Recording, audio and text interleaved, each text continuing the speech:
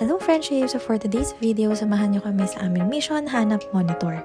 Mahirap nga daw humanap ng parking sa may Gilmore IT Center kaya inagahan talaga namin umalis ng bahay. Pero bago ang lahat, breakfast muna. First stop, ROG. Ito kasi yung brand na hanap ni Wabi kaya dito kami unang nag-inquire. Bukod nga sa pagiging very affordable, kilala si ROG bilang #1 gaming brand worldwide. Maraming ang iba't ibang items dito kagaya ng ROG Ally X, monitors, PC, pati gaming chairs meron din. Meron ding laptops and keyboards, and iba pang mga accessories for gaming. Kaso medyo nasad kami kasi unavailable yung hanap ni Wabi. So lumipat kami dito sa PC Hub. Marami din kaming mga pinasukan na stores sa Gilmore, kaso halos lahat unavailable. So lumipat kami ng Green Hills Mall para i-check sa Data Blitz baka sakali. Ending, bigo pa din.